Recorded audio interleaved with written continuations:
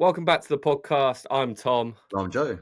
and this is InsideAMind. Today, it's just the two of us, and we're going to pick through some bits on everything health and fitness, the psychology of competition, and one important topic on why we do hard things. Just to clarify, Joe and I are not experts in these areas, just two guys sharing their views and sharing some pretty epic stats along the way.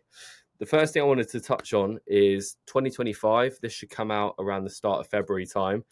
And that's when Joe and I are going to be competing in our Hyrox on February 8th, is it? February 8th? February 9th? 9th that you compete on. February 9th in Switzerland, we're going to be competing in our first ever Hyrox. Joe, how's it going? It's okay. I think you took to the Hyrox thing easier than I did because your sort of bread and butter is more of a CrossFit style fitness anyway, since you've been joining March On, which I know you really love, which you can probably touch on in a second. I think for me, my sort of parameters around fitness and stopping rugby, which again we'll come on to later, is been essentially weight training. So my cardio is just absolutely, was nowhere. But I've actually really enjoyed the challenge mix. I think I needed it. Yeah, I think it's something to aim towards, right? 1 million%. And we'll touch on sort of having goals and stuff, obviously post retiring from rugby. But for me, I'm enjoying it more than I did in the beginning. I think for me it was the balance between doing weight training and the cardio side of things, having enough time to do it, which I'm sure you'll touch on as well. But I think that's where March On's been really good for you. What about you? Absolutely. Just to clarify, for those of you who are listening or watching who don't know what a Hyrox is, it's basically 8 kilometers of running, and then it'll be a kilometer of running and then an exercise like a ski erg or a row or burpee broad jumps in between each kilometer. So overall, we're looking to get a time of 1 hour 15. That's our ideal time. Yeah, please.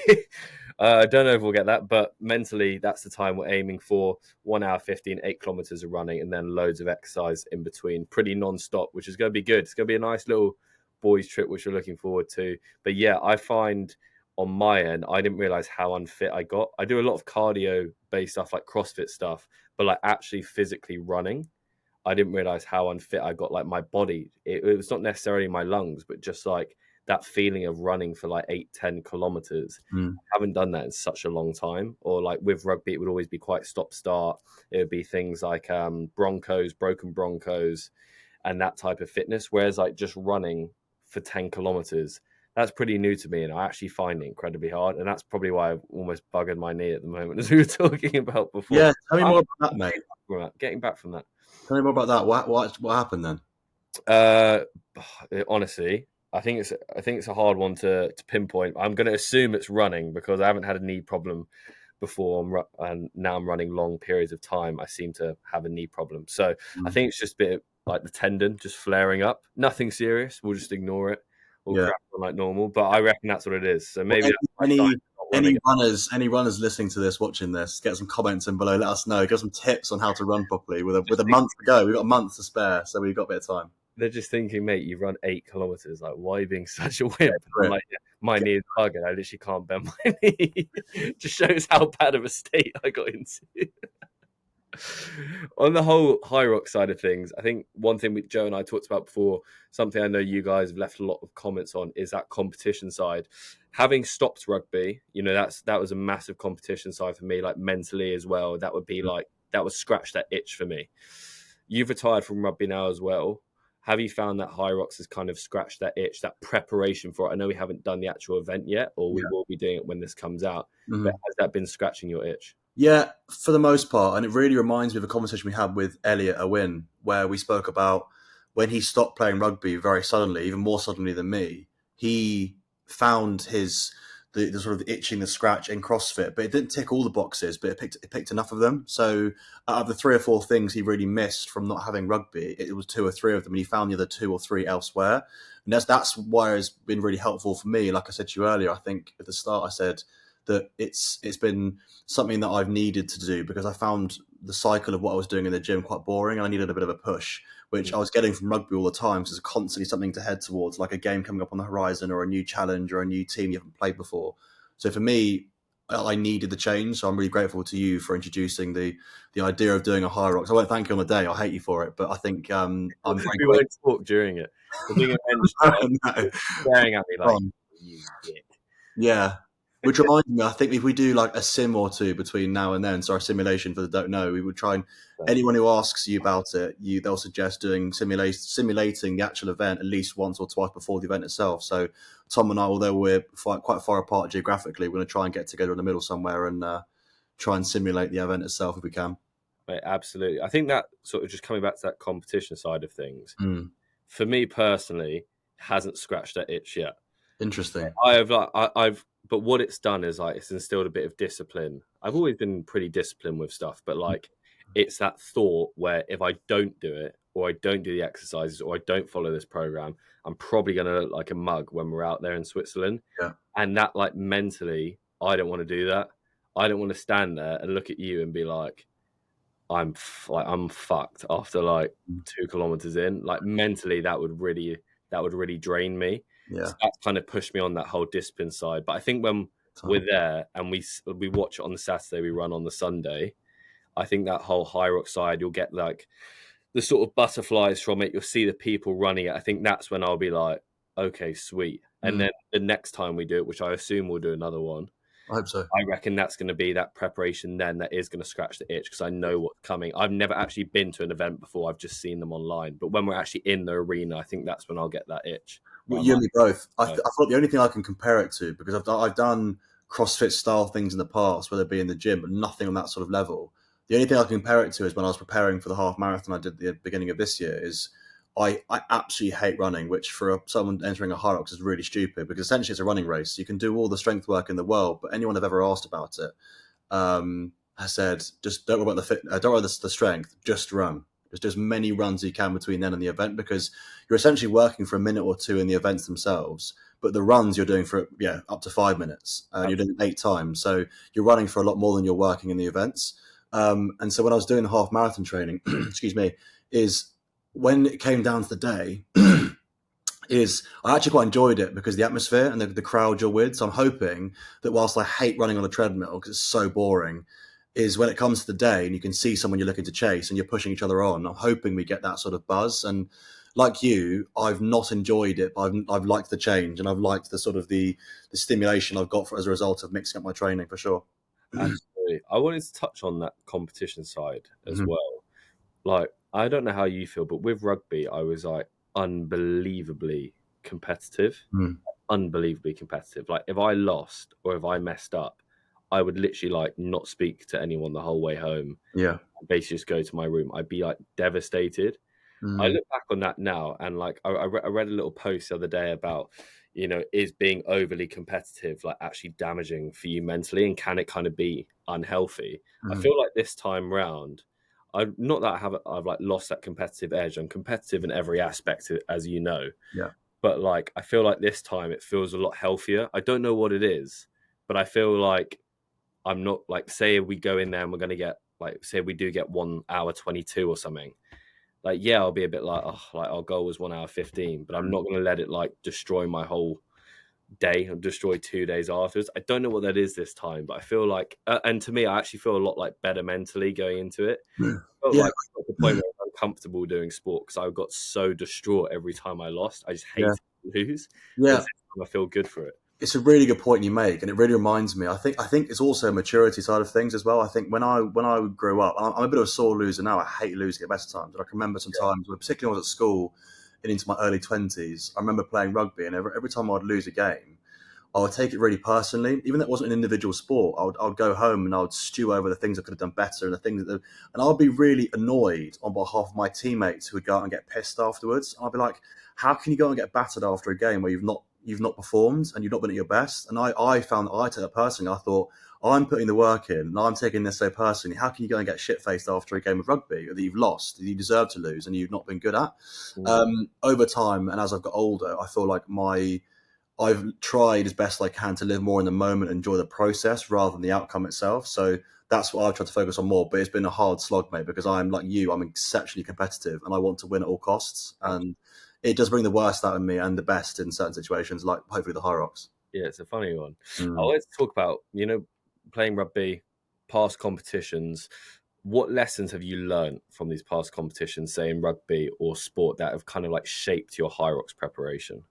It's a great question. I feel like the the teamwork element, which obviously we have done a lot of, because I don't want to let you down, and I'm sure you're the same as me. Like, I don't want to get up on the day and start running and my legs are gone after 2 kilometers because I'll be distraught. And I mean, you touched on it a second ago, is I don't want to let you down. So I've gathered this, which in solo sports you don't get a lot of. In team sports, I work as hard as I possibly can do to make my job easier for my teammates. Yeah. And I want that to do. I would rather do that to you as well. So I've gained a perspective on teamwork and sort of my the ethics around working for your teammates or your partners. I feel like I am using you as almost like a muse for me to work harder, if that makes sense. Absolutely.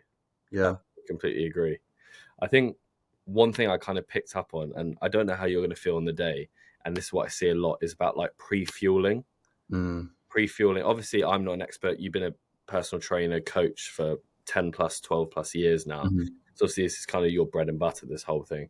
But one thing I always picked up on with rugby is I'd have like a super like high carb pasta or whatever it was before I go out and play. And I don't know, this is just me. I don't know the science behind this, but I watched Quade Cooper do the exact same thing. He started talking about like how he'd have big pasta dishes before games and how he'd feel like super bloated and actually kind of fatigued. My back end of playing rugby, I started doing like big bowls of mince in the morning and more protein based mince with like, egg on and vegetables. And I felt like unbelievable when I was playing. I don't know if it was just a coincidence. I did it about 4 or 5 times. That's going to be one of my biggest takeaways going into this Hyrox and the preparation as a whole, like the sort of that health and fitness side of things. Yeah. Like that, especially like pre-fueling. That's like so important. You can't go in on an empty stomach. But then I can't run if I'm feeling like super bloated the whole time. Yeah. So that's kind of my like main goal this time. I'm really curious to see if, that was rugby. Will this translate? I'm going to do like a big mince bowl in the morning, as disgusting as that sounds to probably some of you. Big mince bowl in the morning and fill up on that front. But I feel like that was one of the biggest things I took from the nutritionist down at Ealing that I'm bringing into Hyrox. Yeah, I mean, nutritional science has advanced so much in the last in the last 5-10 years even. But even when our dads were playing rugby back in the day, it was the science wasn't quite what it was, and they're having a cigarette at half time and beers on the night before. So we've come a long way in the last 20 odd years or so, 30 years. But even the last couple of years, I mean, we spoke to someone at the one of the events we went to a couple of weeks ago, and they said that beetroot was one of the best things they've taken pre-race. And I said, what do you mean? I know beetroot's very good for you, but I wasn't sure about the sort of the antioxidant side of things and how good it was for you. Like literally an hour before the race, they would say they'll just shoot a load of beetroot pre-race, and they said that the cramps just weren't existing anymore. So I was like, that's amazing. So I wrote that one down.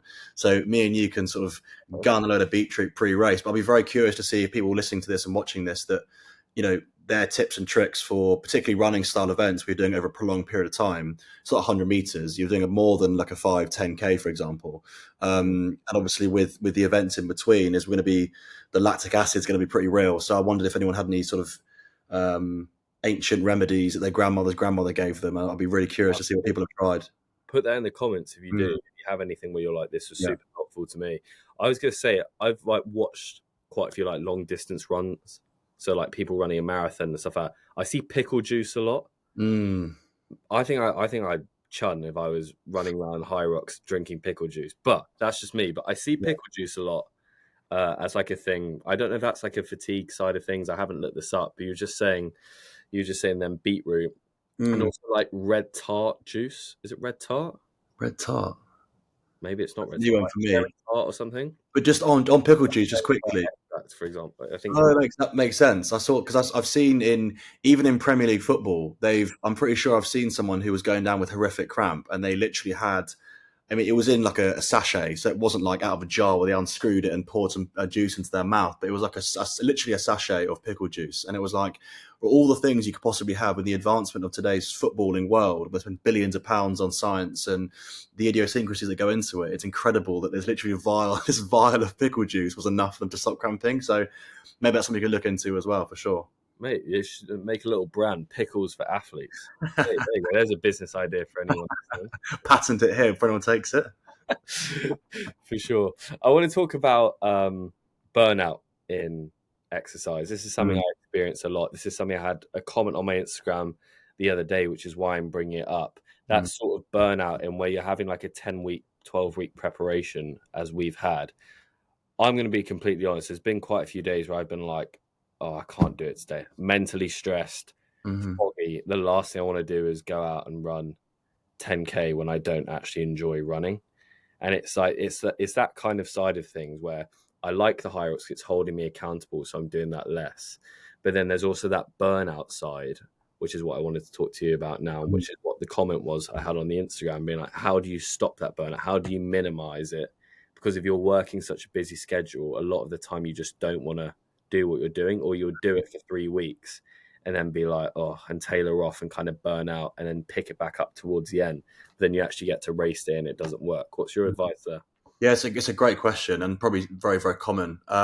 I don't think you can always avoid burnout because sometimes it just hits you and you're not expecting it. So it's not like you can feel creeping up on you. But if you are the kind of person who's prone to it, I feel like it's just listening to your body more and looking after yourself as best you can. That sounds a really stupid thing to say, but they're not an obvious thing to say as well. But for me, in my personal experience, is whenever I felt myself burning out, is to try and slow down. And I used to be really, really bad at doing that because I felt like by slowing down, I'm failing myself in some way. But actually, the more I listened to myself and did, I was able to sort of recoup the energy back and then take a day or two off. Or if I didn't want to do that 5-10K you were talking about a second ago, is do something different, do something else, whether it be walking a 5K or walking a 2.5, 3K, or going to lift some weights in the gym if I didn't want to do a run. So I'm still completing something. I'm still doing something in the gym that's positive, that has a positive outcome on my psyche, but also realizing that days off are okay and needed as well. So I feel like for me, if you were to tell me 10 years ago when I was like really competing and pushing myself in the gym, more so than I am now, to the point where I was making myself sick. So not literally, but I was making myself so mentally unwell because I was pushing myself so much. And I've now got a nice-ish balance of listening to my body and my brain when I'm not in a good frame of mind and I've done too much, I can pull back slightly. So I feel like it's just really sort of becoming more in tune with yourself, brain and body sort of in line, and sort of listening to your body a bit more. And nutritionally, sleep, all these things have massive impacts on our life. And when life gets on top of us, like with our work, I mean, when your work schedule's on top of you, it's really hard to have a balance. Absolutely. I think it's just hard to like flip the switch a lot of the time, because I find a lot of times, say if I've had a stressful day or a super long day, not even too stressful, you try and go home, but then something will come through, like you'll get a call or there's bits of work that you didn't pick up on. And then like mentally, I find that switch really hard to snap out of it and go, right, I'm home, like I'm going to go exercise and then I'm going to go hang out and switch off. That's something I'm like trying to really figure out how I do that effectively. And I don't believe, I literally spoke to someone in the gym this morning about this. Shout out Eamon if you're watching this. He was just saying, I don't think you switch off. I think you just learn different methods of prioritizing certain areas. And I think you're right. Like, I think he was absolutely right with that. I think it's hard to switch off for a lot of people, but you've just got to find your priority and then put your priority into different areas, whether it is your fitness side of things. And then say if it is got too much and you are super overstimulated, just not beating yourself up about it. That's something I've done a lot recently, which we talk about. Yeah. It's just like, I'd always hate myself for not doing it or not executing it. I know I'm not like mentally weak. I know I'm not being lazy. I just know sometimes it's just best for me not to do it. Like I won't go and do it and feel better. Sometimes I just know my body, I'll go and I'll actually just feel worse doing it. So I think it's just understanding that sometimes you're not being lazy, not being unproductive. Your body just needs a rest. As long as you're not doing it like every other day or whatever it is, and it's not a common occurrence. And I think that's like a good thing to do. And it's good to be self-aware enough. It goes back to the self-awareness piece that Jamie Clements talked about the other day.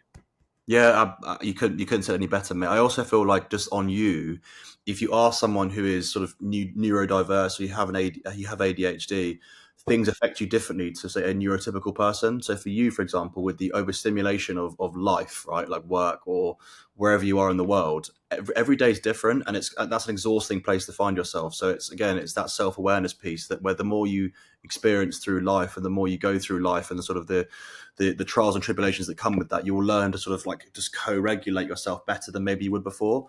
So it's good that you're trying to find a balance for you, and it's not always going to be easy, and some days will be harder and easier than others. But I feel like it's just learning, like you say, for you, switching off, I mean, I can vouch for this. Switching off for you is really, really difficult. So sometimes you just force yourself to, and that's again comes back to the trying to avoid that burnout and just sort of becoming more self-aware of how you're feeling and mentally sort of where you're at. I think I want to touch on this topic as well off the back of that, and it's like one thing I find hard, and I don't know if people listening to this, watching this, feel the same, is you really want to do hard things. You want to really push yourself. You want to push yourself in the gym. You want to push yourself at a fitness challenge. You want to push yourself at work, in relationships. Like really push yourself and do hard things to the max. But your brain just can't handle it a lot of the time. And I wonder what this like underlying thing is for myself personally, and for a lot of people listening to this, like a lot of our friends, to really want to do hard things. What's your view on that? It's a really, really good question. And I had the same conversation with someone recently where we spoke about how in this day and age where we aren't, so if you rewind sort of 500 to 1,000 years ago, we were sort of hunter-gatherers and we had the stresses and strains of hunter-gatherer for our food, and we have to like fight someone off. And in this day and age, we're not used to it. So I feel like the stimulation, anxiety we have in everyday things are an exam or going for a run or a meeting. I mean, we're almost not designed for it. We're almost designed for like danger, and we haven't got that. So I feel like our lives have become so easy for us that almost we need to push ourselves beyond the realms of what's comfortable. And for me, the advice I give to anyone who is looking to push themselves into doing a half marathon or seeking this new challenge is, one, work out why you're doing it, and two, don't set those targets so far in advance that you'll give up at halfway. And we're all, not we all, some people don't, but for me and you, we are just programmed in a way that we want, we're almost chasing something. We're almost like always striving for the next thing and the next thing and the next thing. And we can sometimes forget to live in the moment a little bit more. But for me and you, it's just in our DNA. We're just programmed that way. It's for our parents and ancestors of what they've given us as well, like how we've been raised, and the, like you said, the competitive element you've got from your rugby and how you were born. I think that's just that's just how we are. Yeah, we can't always teach that to people. Sometimes some people just aren't meant to be that way, and that's absolutely fine as well. that's nature instead of nurture. Yeah, 100%.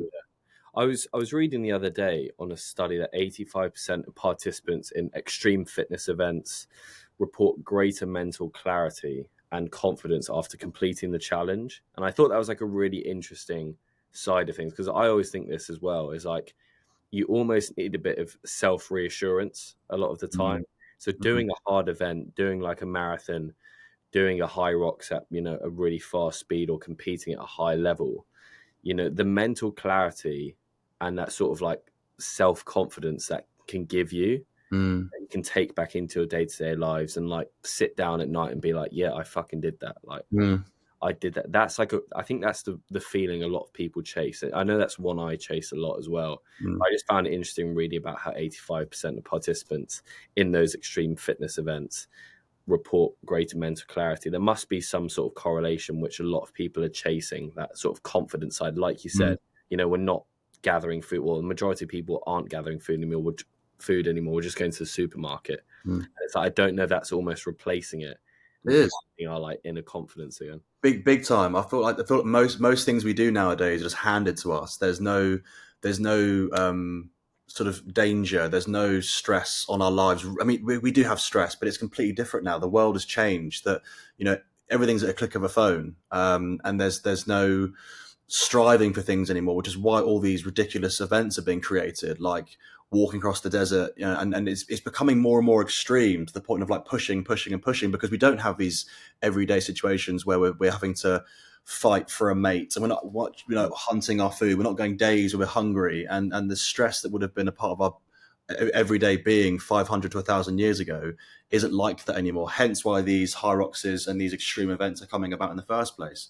But what I would say about those people who are constantly chasing something is, I urge anyone who's listening and watching to this, and this obviously it occurs for me and you as well, is make sure you're living in the moment where you don't just achieve that half marathon pace or the great Hyrox time and go, what next? It's what next, and like what's the next thing? It's important to have a moment to yourself where you're not just and I'm guilty of this as well, by the way, is filming my workouts, posting them online for everyone else to give me credit for them, and then being like, okay, on to the next one. It's important that I take a moment to really appreciate what me and you are doing and what we'll do on the day, and hopefully we can really celebrate that irrespective of the time. I think it's really important that you take a moment to live in the moment rather than chasing those goals in 6 months and then 6 months. And then once the 6 months comes around, you're like, okay, what next type thing. Yeah. I think that's hard. That's something we talked about before, is that sort of mindset of things. Again, that's something I struggle with personally. I know a lot of people listening to this feel the same, is where you go for a goal and you have a set goal in mind. You're like, I'm going to dominate this. I'm going to win. And when I get there, it's going to be amazing. But then the minute you get there, you're like, oh, right, okay, I've done it now. And then you look back, and then the thing you appreciate most was the journey. Mm-hmm. The journey going to that final goal. The final goal is everyone's, I need to get this. I need to make a load of money. I need to run this time. I need to do this. But this is what I'm trying to be a bit more wary about. We have a goal for Hyrox of 1 hour 15 that we've set. But the thing is, if we hit that 1 hour 15, I'm sure we'll be chuffed for about 15 seconds. And yeah, it might look cool that we did it in an hour 15. But if we look back, it's going to be the actual process of the running side of it, getting there on the Friday and the Saturday, the whole journey leading to that hour 15 or whatever score we do come up with. That's the main bit. And I think it's just, again, being self-aware enough and like going through those things. I'm starting to piece that together, that regardless of the outcome, I'm probably not going to be satisfied. So I need to enjoy the journey a bit more. Well said, mate. Yeah, absolutely spot on. Could agree more. I think the whole side of the Hyrox is going to be great. I think endurance sport as well is, when you were talking before, I was like, I need to ask about this. Have you heard of the Marathon des Sables? Name rings a bell. Marathon des Sables is the sickest event. It's like 250 kilometers in the desert. So ultra marathon. So you run for 5 days. The overall event goes for 6. And it's basically doing an ultra marathon every day in the desert. So Spencer Matthews did it. He came like 59th. Mm-hmm. It's an insane event. But I just feel like more people are pushing towards those like extreme levels. You see people like David Goggins, for example, those people really pushing this like narrative. Mm-hmm. I think it's really cool to see, because I feel like 10 years ago, there might be a select few who were doing this stuff. But now with the rise of social media and that side of things, you're seeing more people sign up. And like, I don't think 1,000 people would have signed up for the Marathon des Sables 10 years ago to run 250 kilometers in the desert. And I wonder, that must be unbelievably hard, but I wonder what that would do to you mentally when you come back to reality after that. Physically and mentally, like it would, and I'm sure people have died doing it. It's an absolute beast of an event to do. I don't know a great deal about the event itself, but I've seen on social media about Spencer Matthews doing it. It looks absolutely insane. It almost makes you realize, like, where does it end? Like, where do these extreme sports end? It'll be like, let's travel to the moon and do a marathon on there insteed. It's this constant, it's this constantly like raising the bar on the things. Constantly raising the bar. We'll be doing marathons up Everest at some point. It will be. It will be. That'd be a good race, The Everest Marathon. I don't know how long. I'll tune into that. Yeah, mate, that'd be good if you documented that on like Red Bull. They sponsored the event, extreme event, the Everest Marathon. That'd be crazy. I want to go on to this next part, which we had written down from someone who actually wrote into the show, wrote into my Instagram account. And he asked, how do you prepare mentally for physical challenges that seem overwhelming? I thought it was a great question. And that whole mental preparation side. We talked about the physical preparation side. We talked about sort of like the running, building up your aerobic base, getting going a bit more just on the Hyrox front. Yeah. As a whole, in any physical challenge, whether it's rugby with us, whether it's a Hyrox, whether it's just a park run, whether it's a game of hockey, whatever that might be, how do you prepare mentally, and what do you find works best for you? It's a really, really good question, because we talk about the running, just putting one foot in front of the other, but you can't do those things unless you have the mental fortitude to do it in the first place. So, and that counts for Spencer Matthews doing his crazy run in the desert, all the way to someone who's doing their first Couch to 5K. It doesn't matter. It's all the same thing.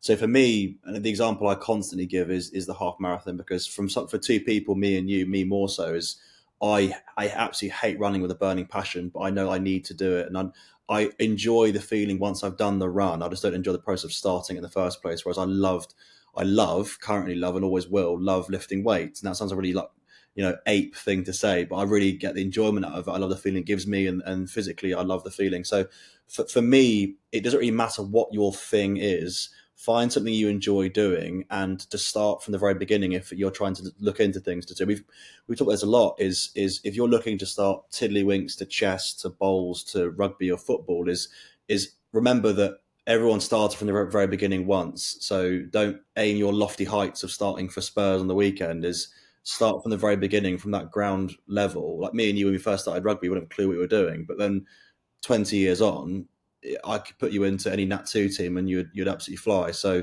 is start from the very beginning. Don't set your sights too high, and have the self-belief and fortitude, and keep turning up is what I'd say as well. Keep turning up every day, and which I guess contradicts what we said earlier about when you need days off, take them. But when I think also what you're on. Yeah, absolutely. Is that's what you mean.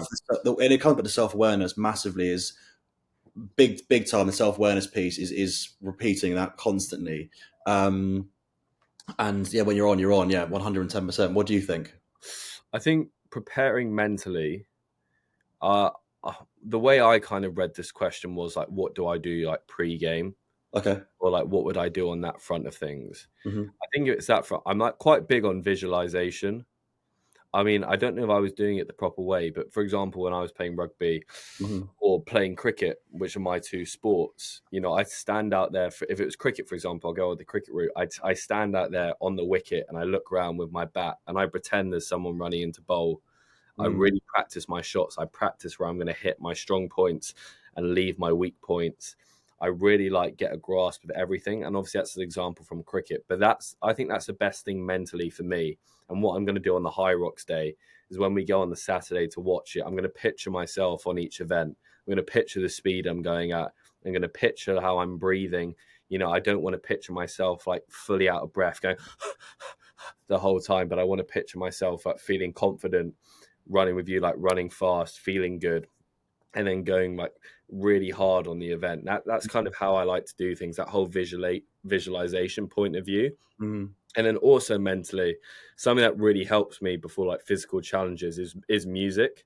And if I'm quite overwhelmed, like with rugby, this is probably quite a niche thing to say, but like I had the same song I listened to before every single game for about 6-7 years since I was like 14. I was listening to that song. It was Foo Fighters, The Pretender. Great song. I'd listen to that before every single game because it was a bit of a routine for me. Before every rugby game, I'd play it before I went on. And I knew that when I was feeling overwhelmed and the crowds were bigger and bigger and the teams were getting a higher level, that mental side of things, every time I listened to that song, it would almost flash me back to when I was like 15 and just playing for fun. That's cool. And that would really help me like mentally, like get in the right mood, being like, it's just a game. And obviously this is a rugby example, just a game or a cricket example. And then it would always flash me back to that. And those are kind of the two things I do mentally. Music helped me a lot, and like that routine side of the music. I knew before every game I had this song on, and if I didn't, then I'd find a way to play it, even if it was just through my phone. And then that visualization side, I love to stand on the pitch. I love to picture myself running through someone in rugby, or like tackling them hard, or like moving quickly, or kicking the corner and visualizing myself putting it right in the corner or through the post off a tee. That's helped me massively. They're my two things. Yeah, I think just to touch on that as well, I think it's really important what you said. I think routine in general, I think helps most people. If you are someone who is very grassroots level of any sport, can be rugby, cricket, or anything in between, I think routine has certainly helped me in that. And the music side of things as well. I love music when I'm training or running. It helps me escape, or a podcast. Even if I'm feeling really stressed, I'm out on a walk. Sometimes I'll whack one of our podcasts on and listen to it back, and I find that really soothing. So I think whatever works best for you, and I think it's about trial and error. It's about trying new things, trying the sort of things that work best for you. If it doesn't, you move on to the next thing, a different sort of hobby or a different sport or a different sort of anything that you think might work for you. It might well not. Whatever works best for you and your visualization before a game might not necessarily work best for me. But for me, it was if I turn up early and I'm there, I'm visualizing, I'm doing stretching, mobility, and I'm on the pitch, assessing the conditions. That for me was big for me as well. So for me, routine for me created those good habits, and that created all those good things that come with that, which then the stepping stones to becoming a better sports person or whatever hobby it is you're doing will help mentally, which again helps with the activity itself. I want to ask, on the Hyrox day, we'll keep it on Hyrox, obviously, when this comes out, we should be there, I think. So we'll keep it on that Hyrox side of things. On your Hyrox day, that day, I think the race starts at 2 p.m. Could be wrong. I'll double check this for us. The race starts at 2 p.m. What's your morning looking like? What's your morning routine looking like? And the night before, what have you done as well? So for any aspiring athletes, you've had 12, 13 years as a PT, performance athlete. What's your morning looking like? Yeah, it's again, it's a really good question. I think if it's a 2 p.m. start, I'd still get up at the same time. I wouldn't get up any later. I'd still get up about 6:30, 7 o'clock. Slow morning, but have a big-ish breakfast, not too much.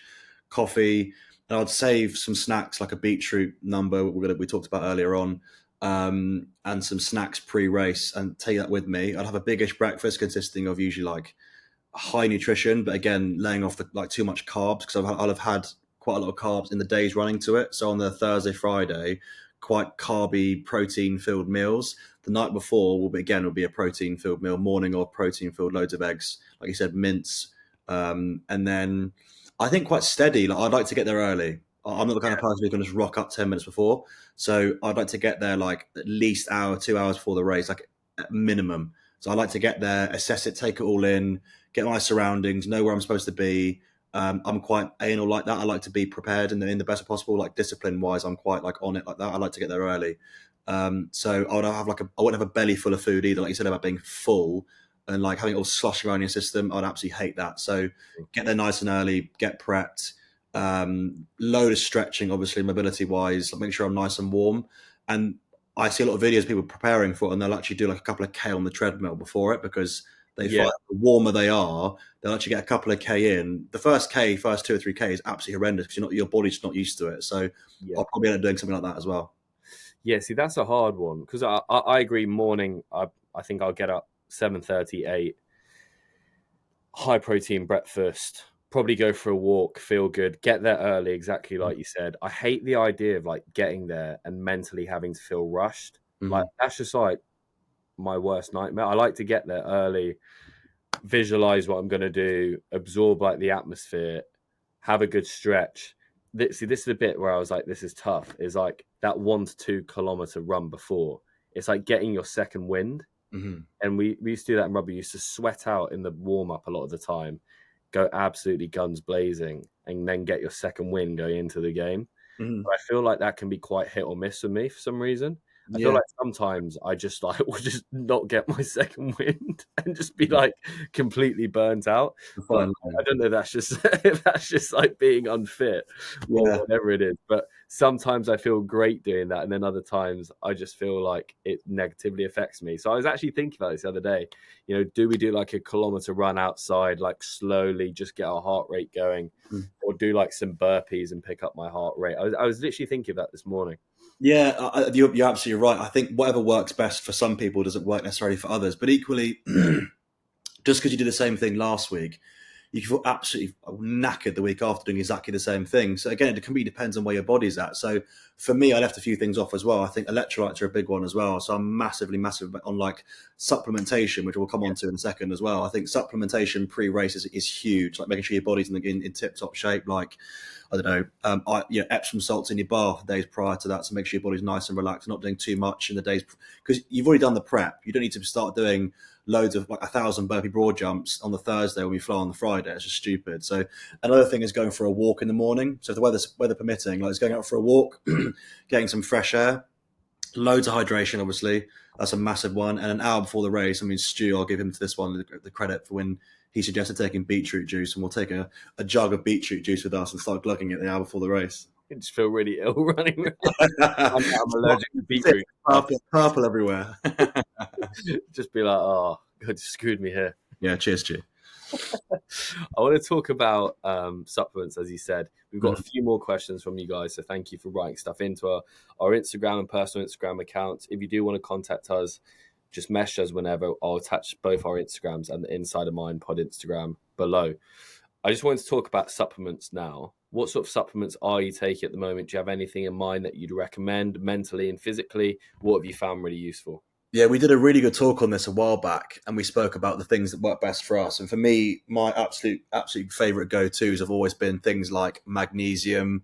I take that every single day, and that's been helping my sleep. So for me, sleeping has been one of my biggest battles, and I've tried as best I can to get on top of it with a good sleep routine as best I can. Like I said, so for me, creatine for training, and obviously brain as well. If anyone looking into anything to do with the gym. And cognitively, creatine is one of the best things you could be taking with very few side effects for anyone. Yeah. Magnesium is massive for me. That's been a massive sort of help for my sleeping. Cod liver oil is another one that I take. Sort of not for you, but as you get older, I think for me, I've felt my body's really quite creaky, particularly after a career of playing rugby. I thought that's definitely helped, even if it is just like I take that as well. yeah, every single day is a non-negotiable for me. So those are three main ones, and a couple of ones thrown in as well that I sort of take either daily or bi-daily, and I try and be as strict as I can because I found that once I've started implementing supplements into my routine, even if it is placebo, I feel like it's massively helped the way I move, sleep, and also my energy levels. I feel like they've just gone through the roof as well. I think some of the best supplements, there's a link down below for them. We talk about all the time are Your Heights. They kind of cover every aspect of everything. Yeah. I've taken Your Heights before. I think they're great. The bottles are very cool as well. That sold me in the first place, those bottles. But they're very good. Like they've got sleep ones, they've got mental performance ones, mental fitness side of things, and they kind of cover every aspect. Mm-hmm. I take like quite a niche set of supplements. I went through a phase, don't you remember, like a couple of years ago where I tried like hundreds of supplements to like find what worked best for me. I spent so much money on it, just like trying to understand supplements better. Creatine is unbelievable, not just for like physically to like hydrate your body, but mentally, the cognitive side of things. There's so many studies coming out on creatine at the moment. I reckon we're going to see a lot more like mental health creatine supplements with like different blends of mushrooms in. If I'm going full nerd on everyone here, then I reckon that's what we're going to see a lot more going down the line, or I would hope to see. I take fish oil like you do with DHA in. That's incredibly good for cognitive function and also just creaky bones as I may be young, but I'm still very sore all the time. I take Power Up by Motion Nutrition is arguably my favorite thing to take. None of these are sponsored, by the way. Power Up by Motion Nutrition is amazing. It's a mix of mushrooms, vitamin B's, D's. It's unbelievable. I've taken that for 5 years now, like consistently, pretty much every single day, unless I was on holiday and I left it. And I also take pine bark as well. These little supplements, pine bark, really interesting. It was my old S&C coach at rugby told us about it. If anyone wants the link for it, I could send over a link. It was quite a niche one, but it's really good for like testosterone levels and sort of like that side of things. So we were burning a lot of like testosterone or whatever goes on, like playing rugby or like doing high level fitness. It was basically just keeping your testosterone levels a bit higher, but naturally. You know, you could take testosterone boosters, for example, but they're like the extreme versions. This kind of like maintained your testosterone and just makes me feel like really good. I'm not sure what it necessarily is, but I really noticed the difference, like mentally. I don't know that testosterone's helping mentally. Obviously, we're not scientists. We're just two guys who try different things and read studies about things. But the pine bark side's been really, really cool as well, which is a niche one. I don't hear many people talking about it. Man, I've not heard that. I've not heard that's a new one. That's coming from me, who's been in the industry for 12 years. I've not heard that, so I'll definitely get on that. And just on the Your Heights stuff, I think since I've started using that, they are really good, and they do hit every niche as well, like everything you're after, whether it be mentally, physically, sleep. And I spoke about sleep earlier. It's an absolute non-negotiable for me. So they do some really good stuff on there. They're smashing at the moment. A lot of their products have blueberries in. Blueberries like really good for inflammation, which I didn't realize. Yeah. Yeah, so like putting blueberry extract into supplements to like reduce inflammation around the body. I just thought I was smart. Like I hadn't seen anything with blueberries in before. I don't really know why. But then there's a lot of these extracts, like we talked about the cherry extract earlier, where I said red tart. Pretty sure it's just cherry. I don't know where I got red tart from. Talked about beetroot extract, things like that. Like red maca extract. All these things are like incredible for inflammation. And I actually think that's one of the Pine Barks thing as well, as the information side of things. Just like taking information out of the body is like so important, because people don't realize like mentally you'll be so much clearer from Sure. the information side. And yes, it might not be massive amounts that are in these supplements, but if they have the right measurements over a period of time, don't know how you feel, call it what it is, placebo or not. I feel a massive difference if I'm not taking these supplements, like on all aspects, than if I am. 100%, mate. Couldn't agree more. I want to ask you one last question, and I know we only were going to keep this one a 45-minute episode, so thank you for everyone for listening.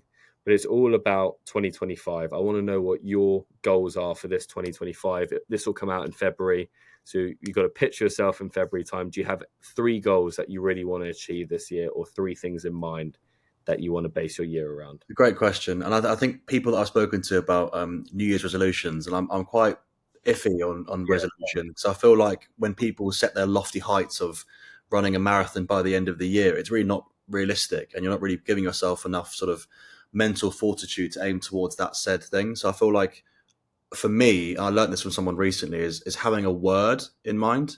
Okay. And I don't mind sharing my word with you. Is my word is freedom. So having more freedom to making choices, either financially or through work, or being able to explore my work in other areas. And that's how I'm going to live my life and all the goals I am going to achieve. So in regards to fitness and work and finance and relationships and friendships, I like to have more freedom around those things. That's my chosen word for this year. I've not actually said it out loud yet. So that's been my thing for this year.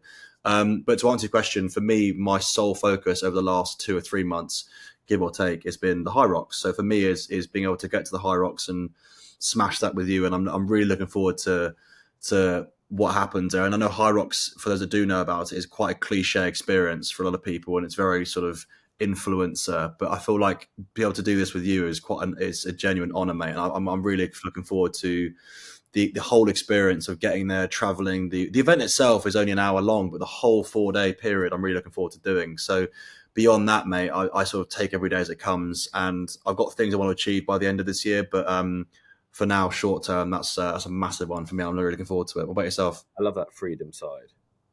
I think that's a really good one. I think for me, I've just got a work goal. I just want to grow my business as much as I can, and like just really give it a good crack. I think it's taken so long to get going, and I've been given, lots of opportunities to be in the right doors. And I think it's just about taking those opportunities and growing it as much as I can, and like not losing my moral compass along the way. I deal with a lot of people in business now, and I've seen a lot of people lose their moral compass. And I think having good morals, being good to people, and like building really good team culture around what I'm doing, where I deeply care about the people I work with, people like yourself as well on InsideAMind. Like I deeply care about like everyone I work with. And I think that's my work one. My relationship one is just being more present. So being more present when I'm with my family, friends, my girlfriend. I am someone that does find it hard to switch off. So I think, as we talked about earlier, kind of prioritizing certain areas, and like prioritizing my time with my girlfriend to switch off my laptop. When I am in bed, I'm in bed. When I am at work, I'm at work, and making those a priority instead of blending them together. I'll see a message on my phone and then sit in my bed on my laptop while she's lying next to me, or be downstairs in the living room talking to my mum, but also be texting a work email at the same time. Obviously, sometimes you have to do these things, say if it is urgent, but like 90% of the time, just trying to separate the two a bit better. So that would be my kind of 2 short-term ones. And my long-term one is keep growing InsideAMind as much as we can. I think helping as many people as we can. I find like so much joy from doing this. And we've talked about this a lot, the two of us. It's just like how rewarding we find it, and how much it actually helps us being able to hopefully help other people, the people listening to this, the people watching this. I think that's a really powerful thing, and that's something that beats the feeling of making money or anything, is being able to help other people through your stories, my stories, and interviewing some really cool guests. So it would just be keep growing that and actually enjoying the journey. Not just focusing on the final destination. I don't think we have a final destination, which I actually love. Like there's nothing, the trio we've talked about where we've been like, we need to get here, we need to get to, number 1 in the charts of something. Like, cool, that'd be great, but we always just seem to talk about the journey, and it's just like take it day by day and just enjoy every second of it. And I think I really want to enjoy this year the most. Amen. Absolutely amen. I think the sky's the limit. I think it's quite exciting to know that if this doesn't go any further than it is in terms of growth, then so be it. I'll be satisfied with that. I think we've done a really, really good thing so far. And on what you said earlier about your work, I won't give too much away in terms of what you're doing at the minute, obviously. But I feel like you've plugged away a lot. I mean, I'm giving you sort of kudos to your face now, but if anyone watching and listening to this doesn't know that what Tom does behind the scenes is just extraordinary. That with the hours you put in, it's starting to bear fruit, which is really exciting, mate. So congrats on that. And I'm looking forward to seeing how the next couple of weeks go for you, mate. Appreciate you, brother. Yeah. Awesome.